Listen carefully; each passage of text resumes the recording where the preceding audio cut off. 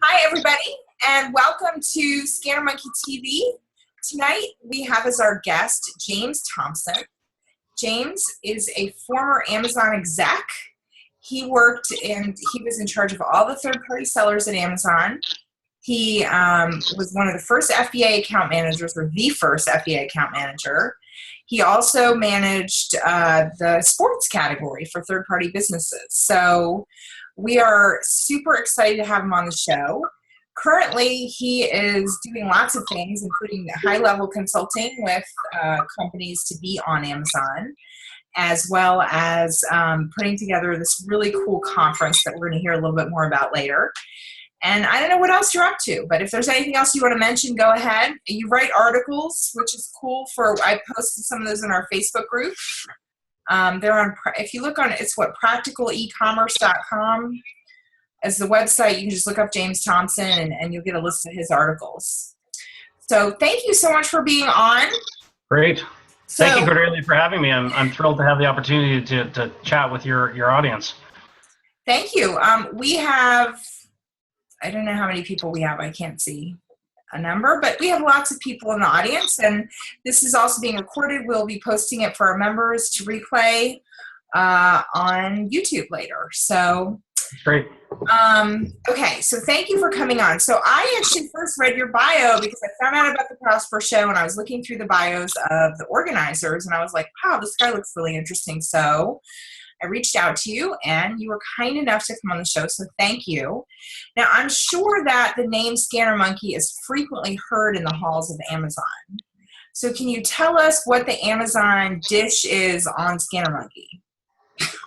So I'm not going to pick on you any more than I'm going to pick on anybody else. And I had the good fortune of working at Amazon for just under 6 years, and my general takeaway was that all of these companies that exist in the ecosystem to support third-party sellers, on the most part, none of them are relevant to any of the day-to-day operations of Amazon. Yeah. So there's an API that solution providers can use. There are a bunch of companies doing a bunch of things, but what's actually being done and who's best practice and who's not, a lot of that, there's just very, very little visibility on that front. So I left Amazon about 2 years ago, and I've had the wonderful opportunity to work with literally hundreds of solution providers since then and see some of the really cool stuff that's going on. And sorry, when I say solution provider, I'm talking any kind of company that exists for the purpose of education, facilitation, streamlining, or helping sellers in one way or the other. These are all things that, quite frankly, in many ways, Amazon will never do as well as the dedicated folks who are outside of Amazon looking in, trying to figure out how to do good. So I'm delighted to see an organization like your own that's doing education and essentially doing what many other companies do around trying to take what little there is and put it together and share it and help people understand what different experiences people have had so that we can all benefit from being better off with the experiences across all of us. So cool. Well, I'm glad to hear that. Thank you. That was a very nice answer. I didn't really think that we were a hot topic in the Amazon boardroom, but so we have a bunch of questions. I'm just going to dig right in. Sure. One of our questions comes from one of our, we have a member, his nickname is Beaver, but his real name is Brian, but he's based in Canada, and his whole, almost like 80% of his business is all in .com. Okay. He ships all his stuff from Canada here because it's just so much more profitable than the Canada website is. But he wants to know, does Amazon know about retail arbitrage? What do they think about it? Do they think it's legit, or do they just, like, what's the Amazon perspective? Sure. So I'm from Canada. I'm delighted to hear that there are Canadians in your group. Let's talk for a little bit about what retail arbitrage means to Amazon. So when Amazon sees companies buying product on Amazon, that's very different than if they're buying products from some other channel and turning around and selling it on Amazon. So about 3 or 4 years ago, Amazon really started to clamp down on people and companies buying product at one point in the year on Amazon, holding it, then turning around and reselling it let's say November, December. For example, buying toys and lightning deals in March and April and then turning around and selling it at 2-3x come late November, early December. So Amazon's working hard to clamp down on that kind of stuff because they view it as not a good experience for customers. But the broader question around if a seller is sourcing product outside of Amazon from somewhere else, whether it's done through retail arbitrage or some other means, Amazon's pretty indifferent about that. As long as it's not product that's being sourced on Amazon and turned around and being resold back to Amazon customers later on. So it seems like, we call those Amazon to Amazon flips when you buy stuff on Amazon. Yep. They certainly, from the lightning deals and the daily deals, the terms of service state that we're not supposed to use that stuff for resale. But the general, what we've determined, the policy is that if you buy it with a non-prime account, and you don't get it on a promotion that isn't prohibiting resale, that you can resell it on Amazon. Particularly in the clothing and shoe category, that's very commonly done now. Does Amazon know about that? They want to crack down on that? So, I mean, there are things that go on that Amazon knows are going on, but they're not priority to go after. Gotcha. And I would describe this kind of situation, if you're buying small volumes of a large number of SKUs, it's not going to get on anybody's radar. Where Amazon gets very uptight is around top-selling toys, top-selling electronics that get bought and then held and then sold later on down the road. So, yeah, I was reading, I guess can't remember where it was in Seller Central or maybe, but that Amazon is definitely trying to crack down on price gouging. Yeah, and in fact, the buy box algorithm has now been adjusted so that gouging is much harder to do. Well, you can do it, but you're not going to be able to win the buy box. Now, I was going to say one of the nifty tricks about price gouging, though, that I would like to share, because this may not be common knowledge. You'll quite often see people buy product, they may hold it, and then they'll sell product much later after the product is actually no longer available for wholesaling. So let's say, I mean, one of the common examples is Lego. You've got products that have a natural shelf life. When they're done, they're done. The product listing has already been on Amazon. It's already been created, but there's no more inventory, and then someone comes along with a bunch of product that they've been holding in a warehouse for a while. Let's say that product was $100 list price, and now the market will easily bear $250 for the same item. If you take that product, you put it on Amazon, and you price it at 2.5 times what the buy box is, the reality is you're not going to get the buy box. In fact, no one's going to get the buy box if everybody's priced that high. And it's all because the product still has a list price. So all it takes is for one seller to reach out through seller support and indicate to Amazon that this product actually is no longer available to buy from the manufacturer. And for example, with something like Lego, which I'm using as an example, where you can show the manufacturer site to show that it's no longer available, Amazon will take the list price down. And as soon as the list price comes down, all of a sudden, nobody's price gouging because there is no list price to compare your price to.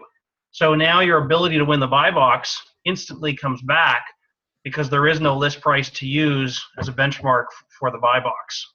So it's kind of an interesting thing for those folks on your organization who are holding inventory specifically for the purpose of waiting until it's no longer available from any of the wholesalers.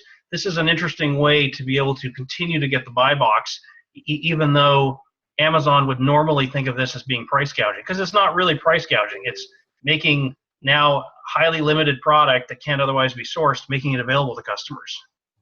So if you can prove that your product is discontinued via a manufacturer's website, then you can actually get that list price removed from a list.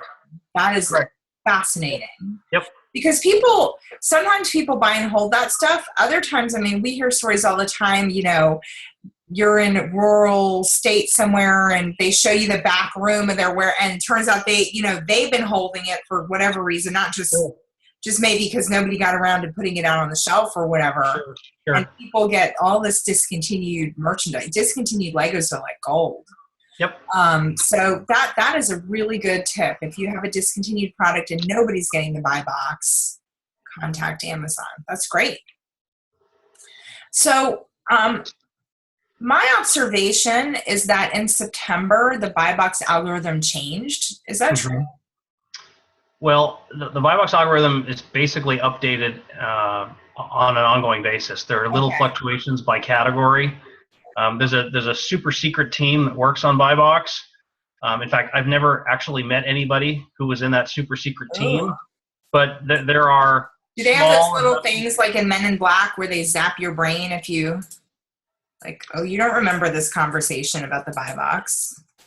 There are all sorts of groups within Amazon who have exclusive access to their floor, and no other Amazon employee is allowed into the room. I don't know if the buy box team is same access, but I'm not giving you a useful answer here, other than to say the buy box algorithm does get changed from time to time. It's very category specific, so depending on what category you're selling in, you may see some small adjustments. Certainly, when the product reviews, when the product review stories came out about Amazon suing companies, there was a lot of activity around figuring out which products were getting all sorts of inflated fake product reviews and how that was helping to drive a better buy box position. I suspect Amazon did some adjustments there once they vetted out some of the fake reviews. There are these little adjustments happening all the time, and it's a constant tweaking, because what happens is you make a small adjustment and then customers or sellers adjust to that, and you start to see some behaviors that you don't necessarily want to reinforce. So you make some more little adjustments and back and forth. It's an evolving situation.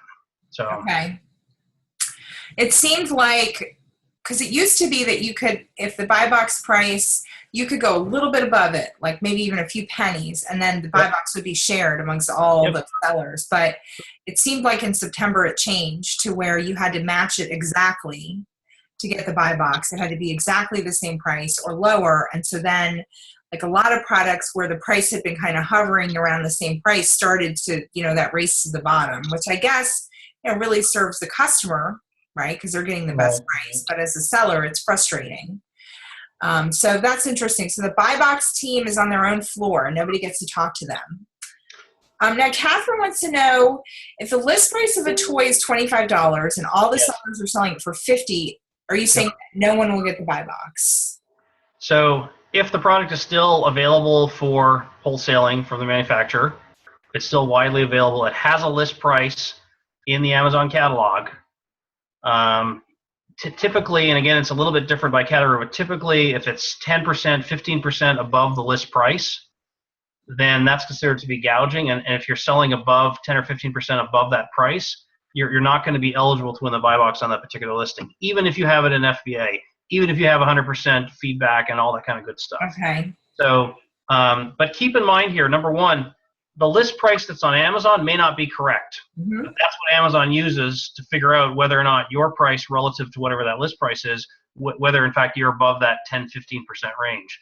So if you're a seller and you're seeing a listing that has the wrong list price and it's affecting your ability to charge a little bit more than the list price, it's worth at that point reaching back out to seller support with manufacturer evidence that in fact this list price that's in the catalog is incorrect.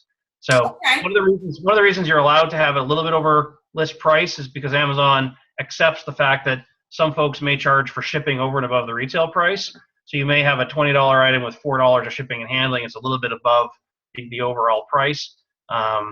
But when you take a $25 item and you make it $50, unless it's a discontinued product that you've already told Amazon it's actually discontinued, that would be considered classic price gouging. And Amazon doesn't like that.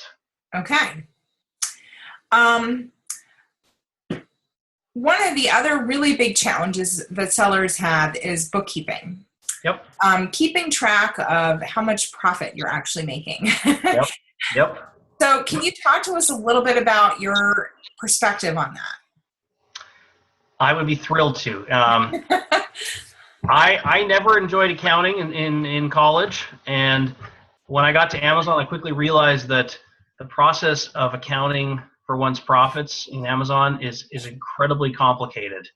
And part of it is complicated by the fact that you need to think about your whole business as a series of individual P&Ls. Every product you sell is its own P&L. So the number of sellers that I've worked with who will say to me, oh, my business is doing great. And I say, well, how much money are you making? They say, well, I need to wait until the end of the year when my accountant tells me how much money I made. I say, okay, but are you on track to make profit? Well, I'm not sure. I have to wait for my accountant to let me know. Well, that's a classic behavior of many sellers on Amazon, where everything gets thrown into the same pot, and you've got products that are making you money, you've got products that are not making you money, and you got a bunch of products in the middle where it's not quite sure, you're not quite sure whether you're making money or not. Right. So my philosophy on this, and in fact, one of the articles you posted from me, I go into this in depth, the web retailer article from earlier this year. If you think of every single item you have as having its own P&L, you can take the financial reports out of Amazon, the transaction level data out of the financial reports.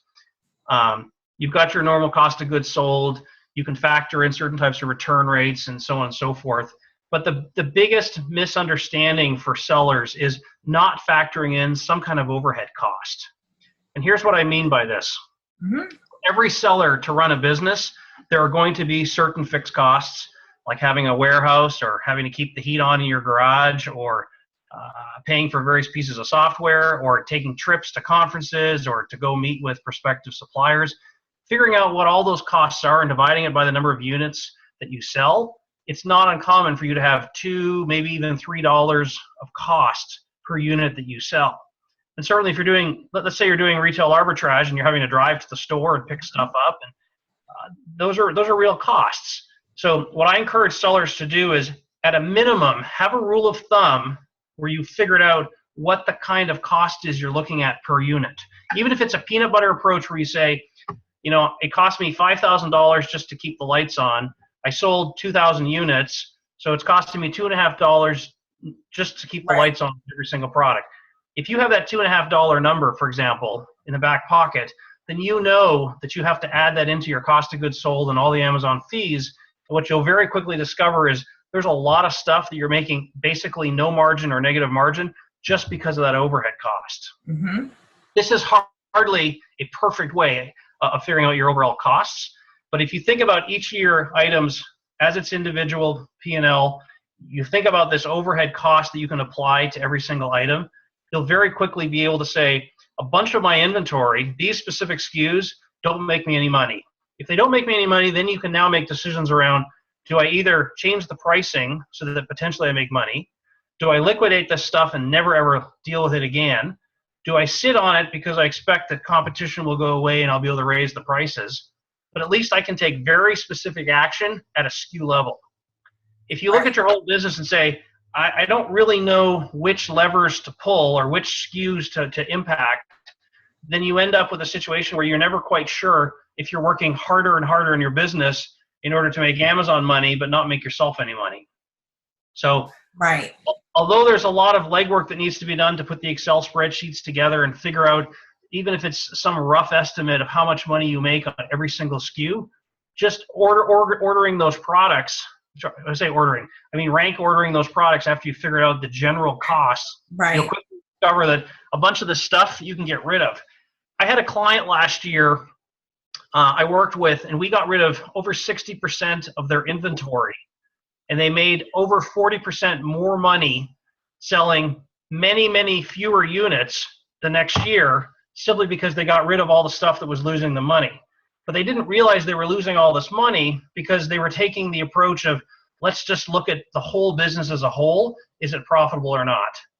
I don't like sellers making money just for Amazon. It's just an insane situation. And yes, we all face what I would describe as competitors who don't know what they're doing when it comes to pricing. I don't want to be in the business of having to go toe-to-toe with a competitor that doesn't understand its cost structures properly. I would rather step away from it, and if I have to hold the inventory a little bit longer, or if I have to exit completely and say, let's revisit that again in 6 months, to me, that's a much better way of putting my money, my capital into inventory that makes sense and avoiding all the inventory that doesn't make sense. So So That's how do you? my long-winded answer to profit. That's a great answer. I hadn't thought about breaking down your costs per item. You could do that even on a month-to-month basis. You could be like, how many units Yep. you sell, how much was my overhead, and and then the next month you'd have kind of, because I already like I use a warehouse to help me prep and pack. So rather than having my own staff, my own warehouse, Yep. so it's very simple for me to add that into my cost of goods. It's $1, $1.50 or whatever. But there's still other expenses I incur in the business that aren't included in that figure. Yeah, so you've got your company registration, you've got all this stuff for running a business, software, and so on. So some people say, well, gosh, do I really want to allocate the same average cost to every unit I sell because I sell big pieces of big items and little items? At the end of the day, my philosophy is, if you want to get into the minutia and make small adjustments later on, fine. But the reality is you can course correct a huge amount just by taking all your costs, making them as explicit as possible, and just averaging them out. You'll quickly find that a lot of stuff, under no amount of modification of your cost, under no situation will it ever be profitable. Right. Get out of the business of selling those items completely. Yeah. So, and the thing is, once you know that at a SKU level, you're able to make better decisions about vendor management, better decisions about inventory management, better decisions about pricing. All these kinds of all these different types of issues are things that as small business owners or medium-sized business owners or even large-sized business owners, guys who are selling $20, $25 million a year on Amazon, if they're not doing this, they literally are filling a warehouse with product and just holding on for dear life, hoping they're going to make some money. That's a ridiculous way to run a business long term. You've got to know, am I making money on these products? Am I making money on these products? Am I making money on these products?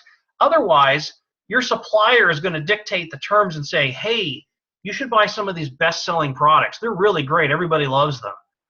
Well, I don't want my supplier to tell me what's going to make me money. I want to have the analytics in place, even if it's just really soft general numbers to help guide decisions around what I should go buy and what I shouldn't go buy.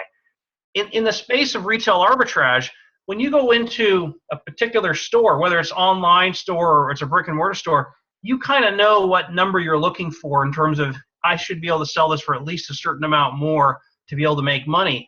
Well, let's say you're going to make $10 factoring in all the other costs, but you discover that, wait a minute, there's $3 of overhead that I haven't included. I need to back that out.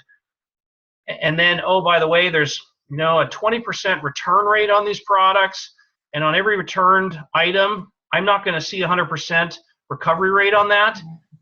I can start to do some general numbers to figure out, wait a minute, this particular product is nowhere near as beneficial as I thought it was going to be.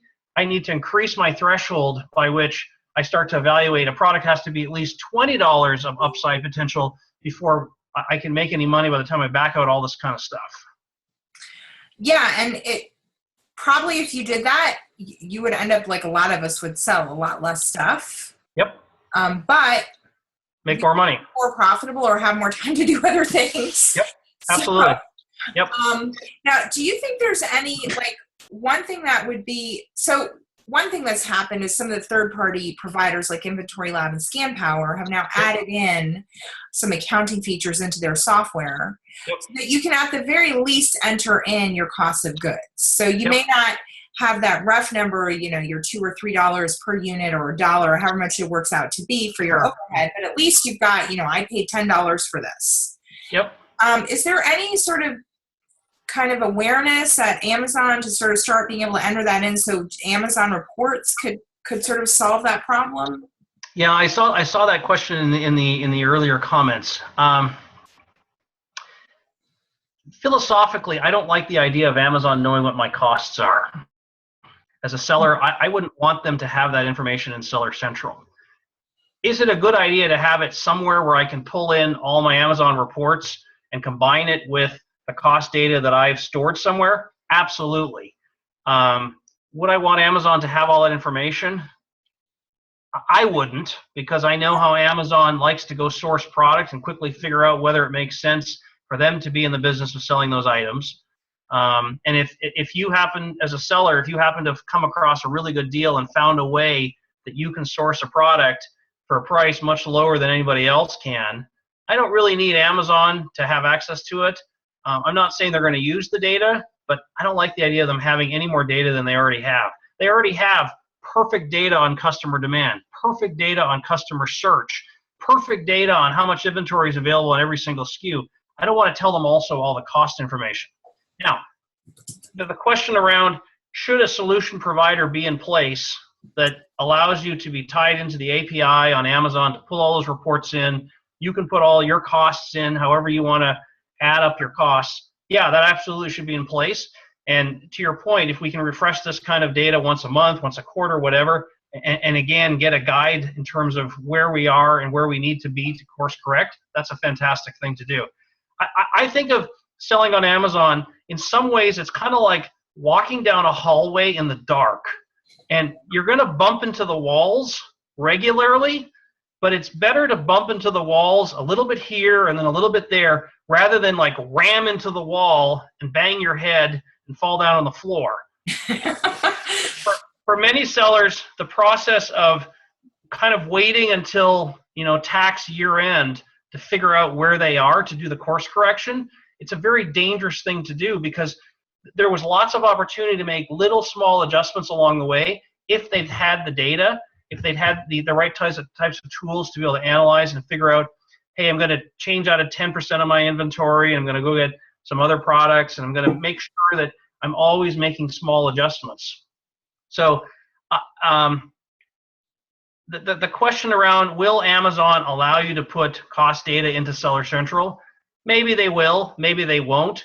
I think the bigger question is, what are sellers doing to keep track of their costs, and what are they doing to look at those costs on a regular basis so that they can make the proper course corrections? I have less of an issue with a seller working with a third-party solution provider that's enabling some of this analytical stuff to happen, versus just turning it over to Amazon and assuming that Amazon's going to do the right calculations. There's a lot of things in Amazon I like, but there's also a lot of things that I don't want Amazon to be the one that is actually doing all the back-end crunching and saying, oh, if you sell this product, all costs included, you will make $1.35. Well, guess what happens if, in fact, you haven't done the analysis properly, or you haven't included certain costs? Now you've got a bunch of sellers who are upset because Amazon didn't do the calculations correctly. Right. I don't think Amazon's ever going to go down the path of wanting to be the one that is essentially the be-all, end-all gatherer and researcher on these numbers to tell sellers what they should and shouldn't be selling.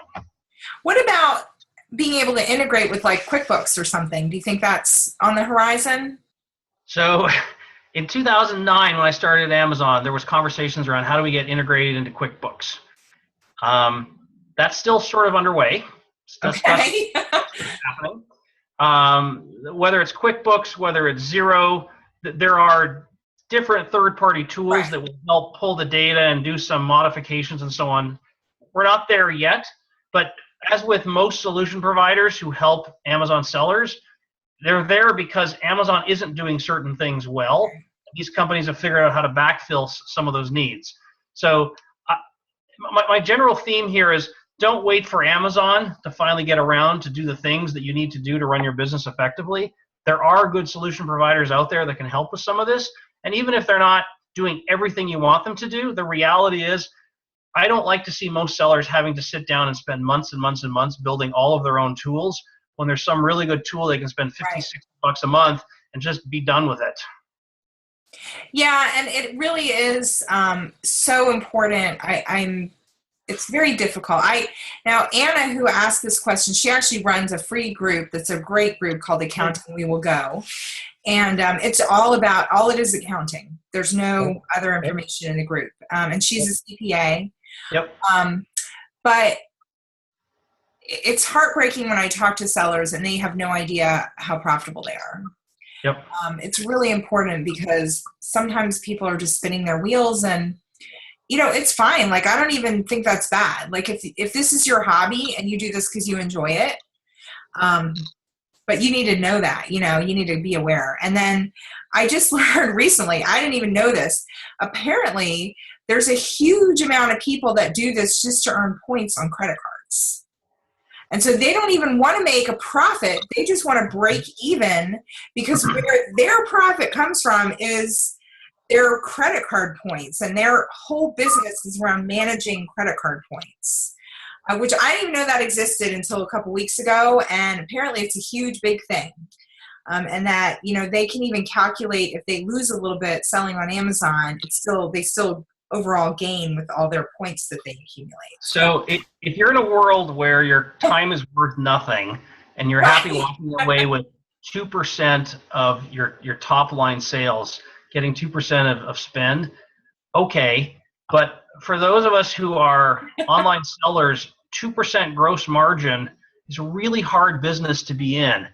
And quite frankly, your opportunity to if you make any kinds of even medium-sized mistakes, you basically wasted a bunch of time, to get a free blender at the end of the year. It's like, I don't get it. I don't get it. Some of these guys, they claim they fly all over the world for free, and it's tens of thousands of dollars of value, but it's its own career. Like, man, it's not, anyway, it's an interesting thing.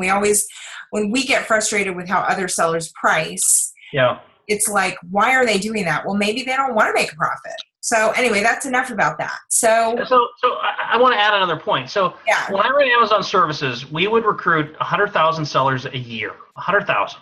Wow. And within 1 year, typically just under 20% of them were gone. They had blown themselves up. Yeah. And they blew themselves up because they didn't really know how to run a small business on Amazon.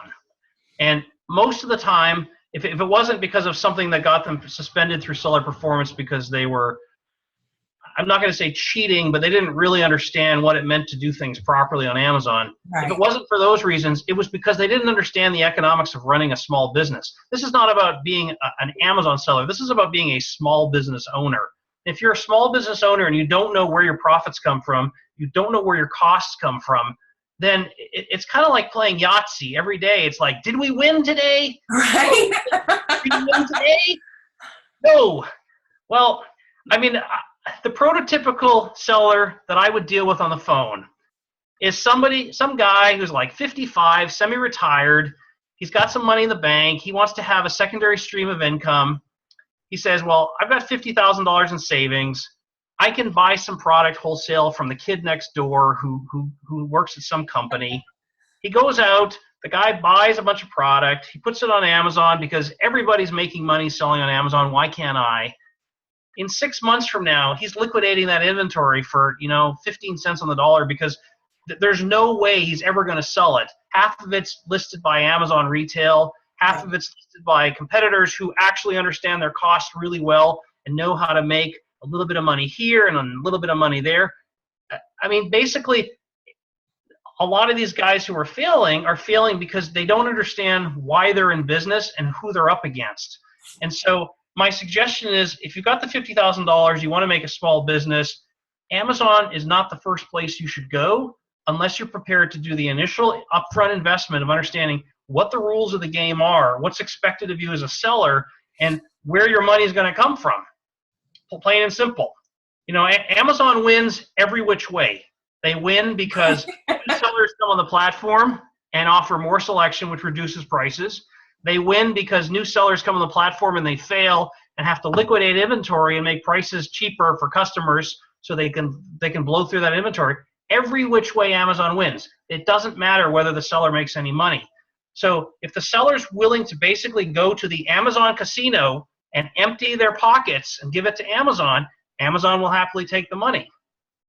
The guy who's in this, the guy or gal, the person who's in this to have a consistent profitable stream of income over more than a short-term period, you've got to build the right infrastructure. You've got to have the right tools. You've got to have the right process, the right discipline to look at the right kinds of data and say, I sell widgets.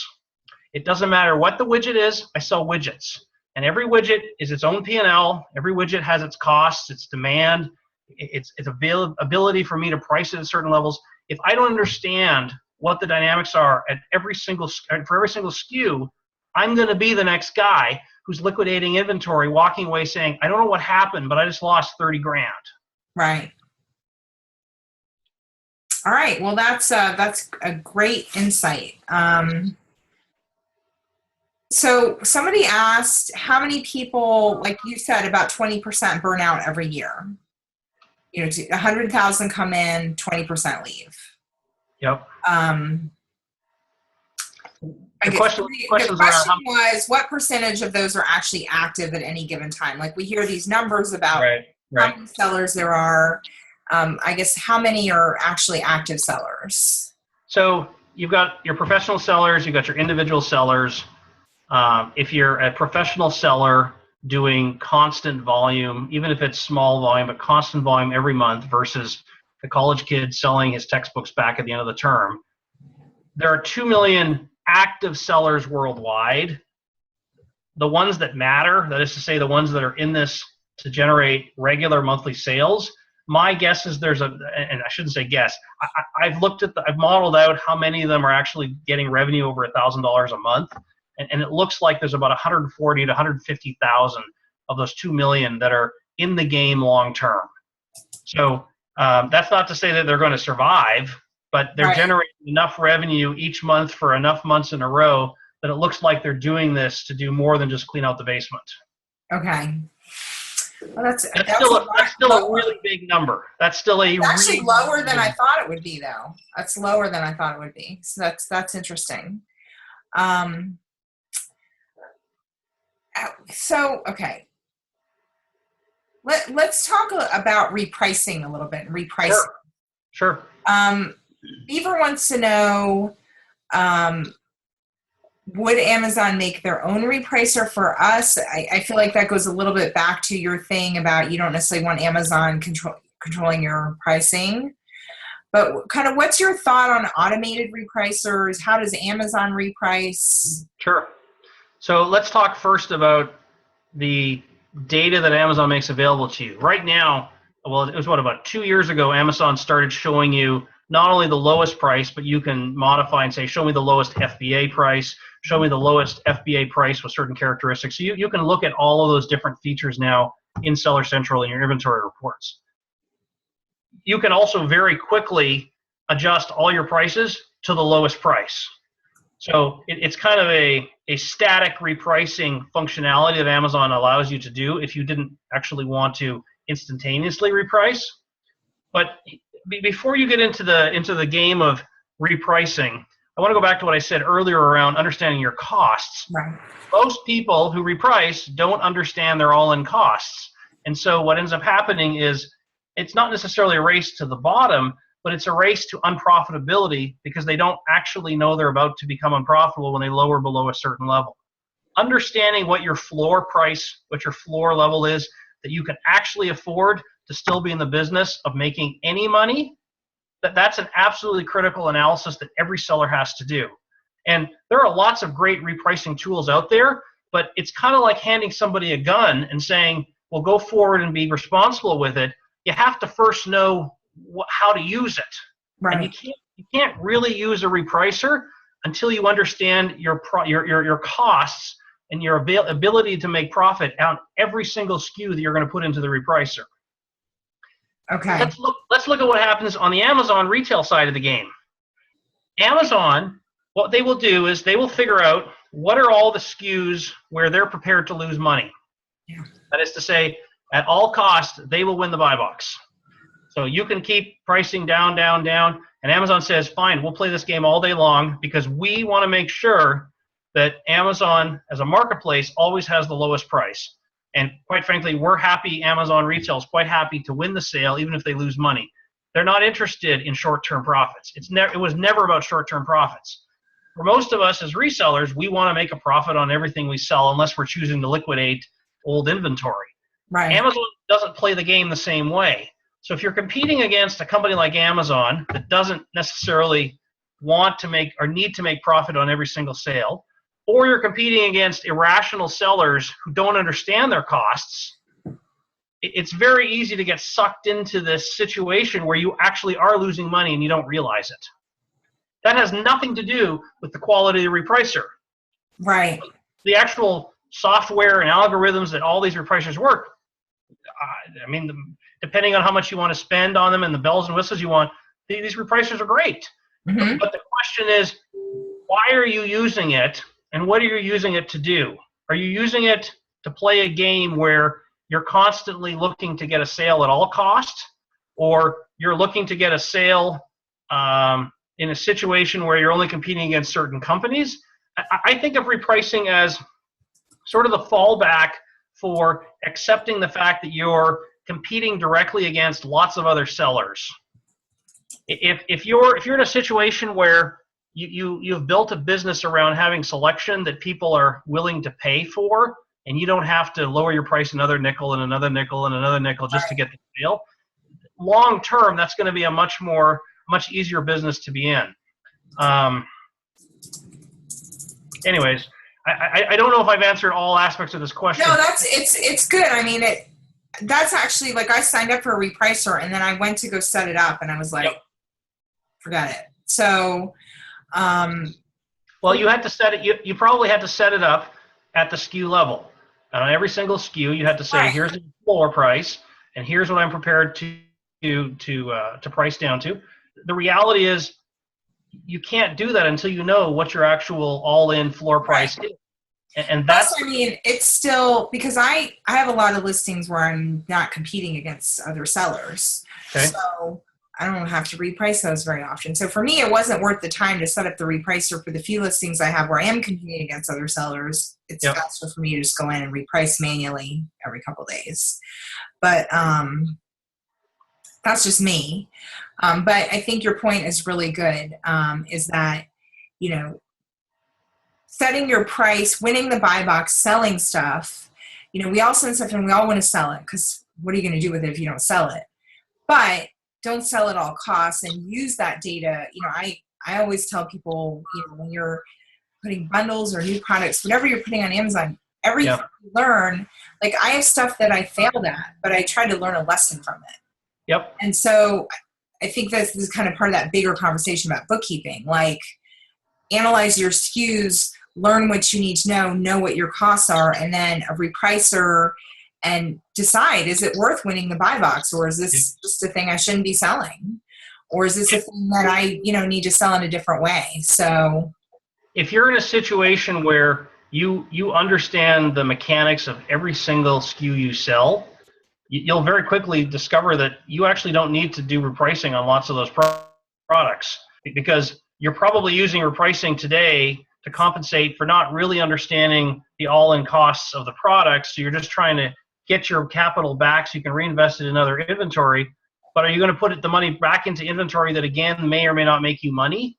right. So it's a little bit of a chicken and egg. You need to sell stuff in order to have costs to figure out whether you're making money. Once you've been at it a little bit, you absolutely need to stop and reflect and figure out, wait a minute, where are the profits coming from?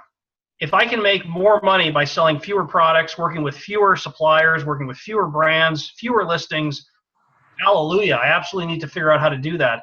And at that point, the need to have a repricer just to not so much win the sale and get my capital back, but wait until I'm at a point where I can make money selling these products, that's the interesting question that has to be asked. So, and I think that a lot of people in Scanner Monkey, a lot of Scanner Monkeys have a lot of SKUs. Yep. So, you know, if you have like a company and you make stuff and then you're selling your stuff on Amazon, you're going to have less SKUs than if you're just out at Target and Big Lots and just sourcing, and you get 3 of this and 2 of that and 6 of those. Yep. And so having an awareness of your I like how you could break it down. Like, if you could get that number, like whatever that is, $1.50 per item, then you could on the fly do a pretty decent analysis of if that was profitable. So I think that's actually a really good way. You could just say, okay, what are my costs for a month? How many items? Break it out per item, and then it's easy and simple to figure out when you're shopping if this is profitable. Okay, let me go through the questions here. There's a couple questions about category approval. I don't know if you have any insight. Now, a lot of us, we have applied for different categories and become approved sellers in different categories. There seems to be an inconsistency from Amazon about that whole process. And it's very frustrating from our end. We have, a lot of us were grandfathered in on health and beauty and grocery, for example. Yep. But now new sellers that come in, they have to apply for those categories, and it's incredibly inconsistent what you need to get approved for this category. Right. And so I guess my question for you is, what do you feel like the Amazon perspective is on restricting categories? And I don't know, what's your insight on that whole arena? I don't know if that's specific enough. Well, I can talk about health and beauty because what was it last August? August, so a little over 15, 16 months ago, August, a large number of the largest health and beauty sellers all got kicked off the platform all at once. Really? And Amazon discovered that, in fact, there was an awful lot of risk that they had with a lot of these sellers as it relates to product that's either ingested or put on the skin. And there's all the chemical issues. Do you know what you have? Do you know what you don't have?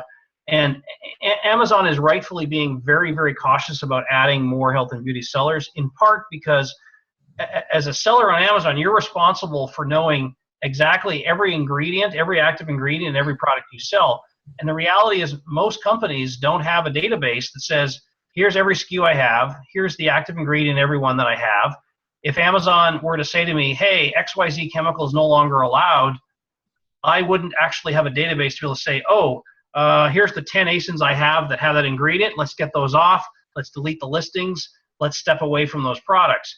Instead, what's happening is the products, the warnings come from Amazon saying XYZ chemical is no longer allowed, but it's actually hard to figure out how to react when I get that warning from Amazon. Now, that's only part of the issue here. The question about how you get ungated, I'm going to give a little bit of a simpleton perspective, and I realize this doesn't do justice to the whole issue. A lot of sellers, when they're applying for any gated category, there's this perception that there's somehow a game that has to be played. And yes, there are many, many guidelines or specific issues that need to be addressed in your ungating request.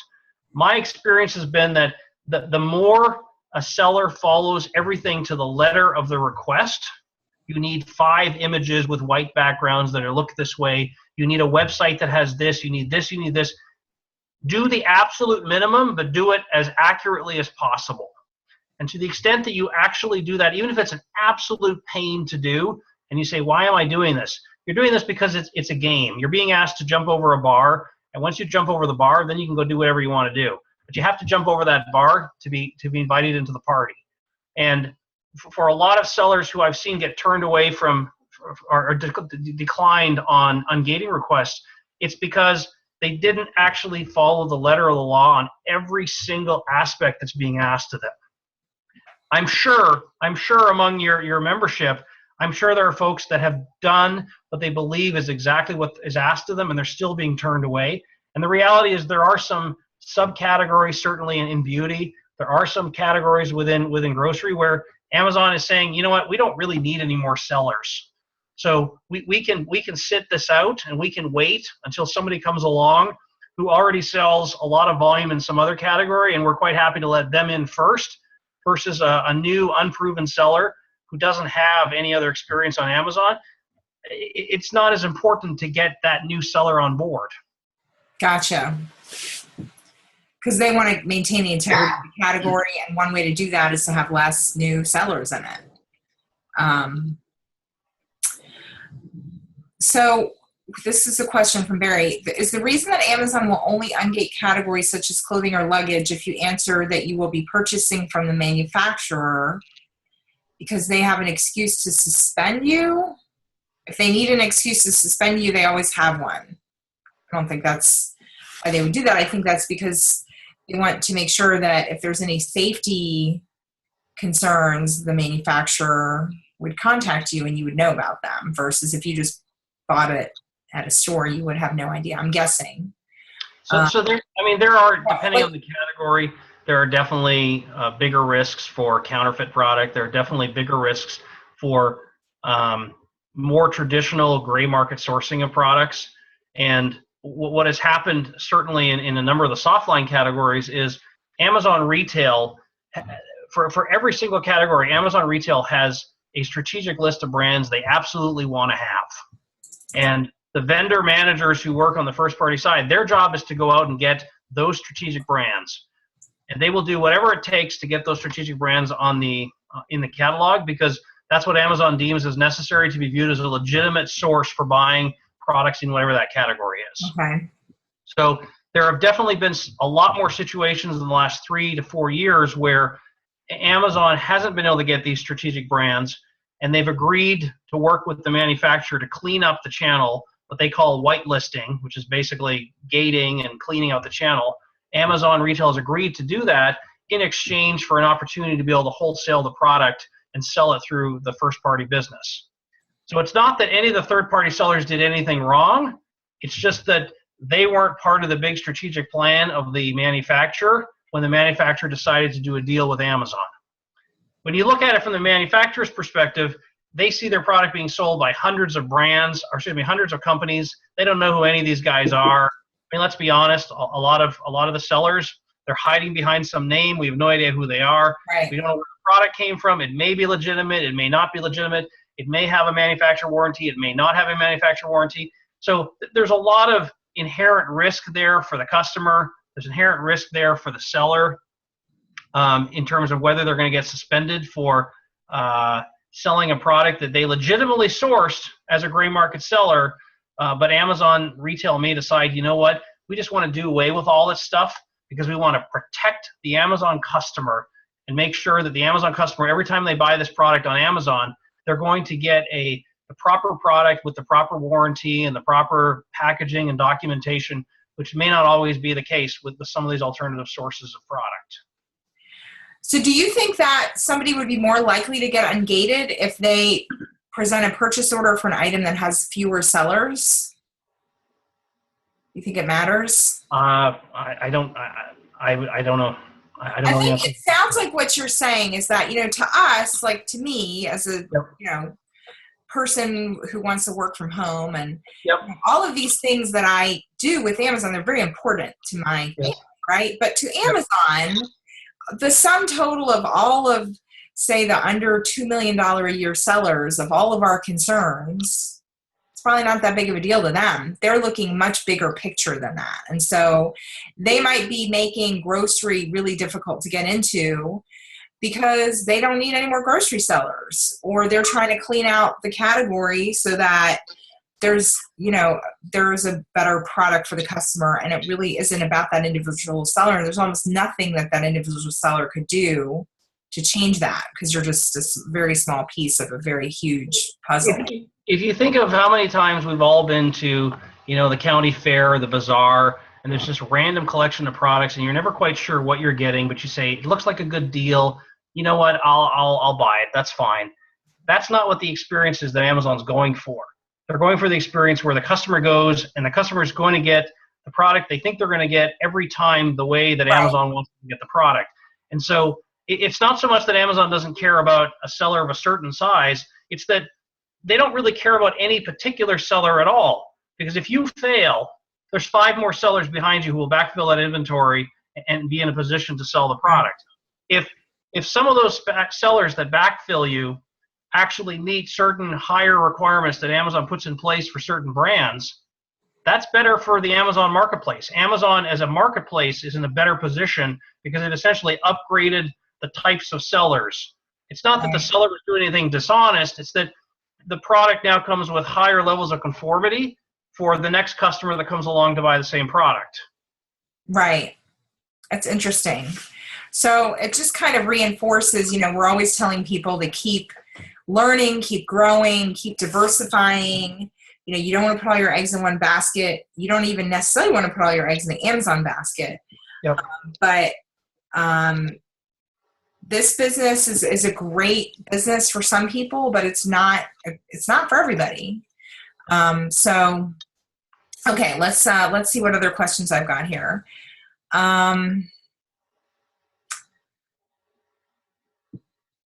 Sorry, I'm just going through the Yeah, list. that's fine. That's fine. What are your thoughts? Like, I know the DVD category, they've been wanting approval for people who are selling DVDs over $25. And somebody said they've been having a problem with their DVDs being delisted. Do you have any insight on the DVD category? I don't know much about the media business at all. I'm sorry. Okay, that's okay. It's a very unique business to the other hardline, soft lines businesses within Amazon. So what about, now you were in charge of the sports category, right? Isn't that what you said in your bio? I did sports. Oddly enough, my top selling product was a media product that got classified within the sports business. The P90X DVD, which right, yeah, wasn't a DVD apparently in the Amazon catalog. It was a sports product. But as such, I didn't really get involved with some of the unique rules of the media space. Do you have any like insight into the sports category? That's actually a category we don't hear a lot about, sports and outdoors, in terms of, I don't know, like I don't hear as many third-party sellers just talking about finding deals and reselling things in that category. What are your thoughts? Well, it's a business that has become highly regulated. There's lots and lots of products that you need to know you have to stay away from. Various gun accessories, knives, airsoft, air gun, a lot of the stuff that you see when you walk into the sports good stores, a lot of those items actually aren't allowed. And so you can end up with a great deal on stuff you'll never be able to sell on Amazon.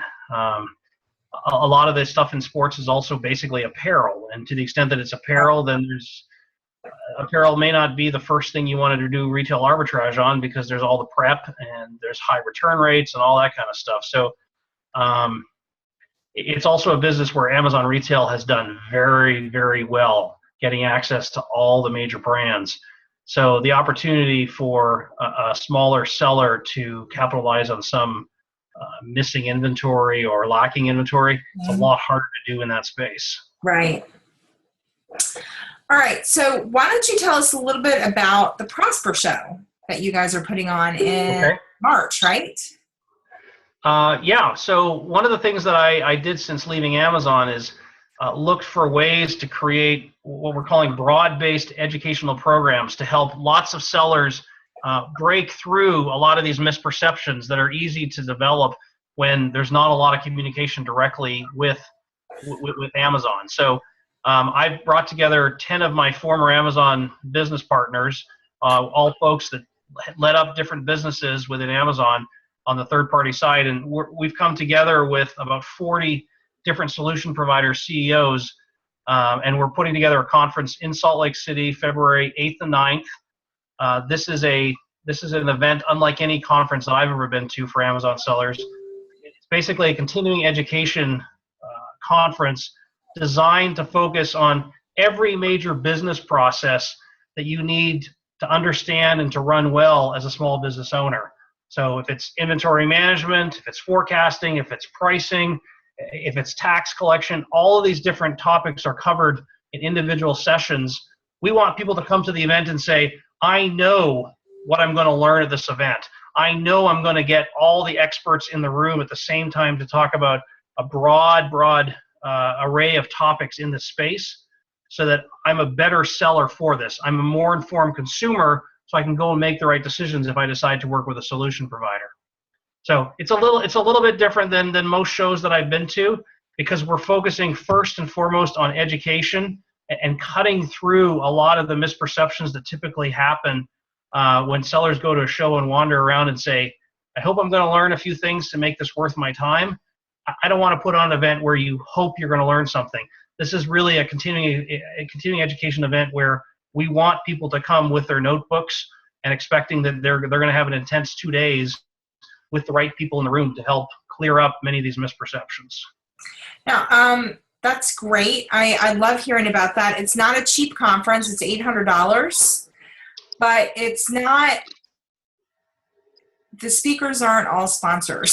So a lot of the conferences you go to, the keynote speakers, and they pay to have the privilege to speak to you, and they're upselling constantly. So there will be solution providers, but like, for example, if there's a panel on taxes, you're going to have like 3 or 4 or 5 different solution providers, and they're all going to be answering questions at the same time. So it's not just going to be like one solution provider up there sort of controlling the message. Yep. So I think it's a very interesting opportunity for sellers to attend. And it also includes your food, which is nice. You don't have to. Oh, yeah, of course. We do have a question that I didn't get to about sales. Sure. Do you think that Amazon is ever going to deal with that for us, the sales tax issue? Because it is a nightmare. And they collect it. And Amazon is dealing with it from the perspective of they're busy negotiating with individual states to try to figure out what tax nexus means by state. Right. And without going into a long explanation, basically the individual states have the right to figure out how to decide what tax nexus means. It's not a federal issue, and so it becomes really complicated really, really quickly. To date, New York State is the only state where having product in an FBA facility constitutes nexus. So if you're a seller that's not in New York, it's the only state where today that's an issue. So for example, if you have inventory that's sitting in California, in a California FC, but you don't otherwise have presence there, the interpretation to date has been that there is no tax nexus there. Part of the problem is that there is no clear-cut situation for everybody. Here's what I expect will happen. If you're a really, really big seller, if you're doing, $5 million north a year, get yourself a tax attorney, have a conversation, get things documented by the states that affect you. Know exactly what your situation is. For everybody else, tax nexus at an absolute minimum should mean where you have a physical presence, excluding FBA. So if you've got your own home office, you've got a business office, you've got a call center, what have you, those are real tax nexus positions that you need to recognize, and you need to make sure you collect the tax. For all the stuff related to FBA, what I anticipate will happen is at some point down the road, there will be an agreement across states that yes, we need to collect tax on FBA, and there will be basically a moratorium. And at a certain point, they'll say, okay, on June 1st, everybody has to start collecting tax in all of these states, and everybody will run off to one of the 3 or 4 big tax collection and remittance companies, and they'll all get set up to be able to do all this tax collection and remittance. But everything prior to that, if you're not doing millions and millions of dollars a year, I think the risk is pretty low that you're going to get yourself in trouble. As long as you are respecting tax nexus where you physically today have a presence. I am not a tax accountant. I'm not a tax attorney, but I have conversations with these folks regularly, and that's the broad interpretation to date. New York is the one stickler, but the reality is for every other state, if you're not physically located there, it's just the process of figuring out where did my FBA unit, where was it sitting when it finally got sold and got shipped out by Amazon?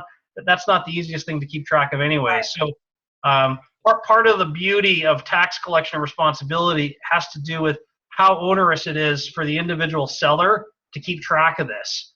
And Amazon's done a really good job of basically saying it's really hard. So because it's really hard, we're not going to expect that everyone's going to collect the taxes. And most states realize that they don't have the tools either to be able to enforce it. And so as long as they can enforce it, I'm not going to say it's everyone's gets off scot-free, but the risk is very low for most of us unless we're doing millions and millions of dollars, in which case pay the tax attorney to get you a professional interpretation. Okay, great. Well, we're right at the top of the hour. There's a great conversation about accounting going on in the group. I want to give another plug to Anna Hill's group, Accounting We Will Go. It's a free Facebook group, and there are some paid programs you can sign up for, but there's tons of great info. If you join her group, I would only suggest that you read through the files, do search, because there's been a lot of stuff already talked about. Yep. And she's a big advocate of knowing your costs and being really, and kind of putting your online selling business as, like you said, you're a small business owner. You need to have your own financial books in order. It's an important part of running a business. Yep. So, okay. So, James, thank you so much for coming on the show. It was just amazing to have you on. This is a production of Scanner Monkey, which we are a paid group for sellers. It's a whopping $19.99 a month, and we give you webinars every week. We do education. We do coaching, open coaching sessions once a month where people can ask whatever questions they want. We have amazing discounts on providers because we don't do any affiliate marketing to our members. So we've got a lot of these third-party providers that James has mentioned. We already have discounts for them, and I'll probably go through the list on your website and see if I can get discounts for the rest of them. James is at least temporarily, and as long as he wants, he is a member of Scanner Monkey. So if you guys have any questions, you can always engage him there. And just thank you so much for coming on, James. Thank you, Cordelia. Thank you, Jay. Thanks, everybody, for attending. And we will see you guys all next week. All righty. Bye.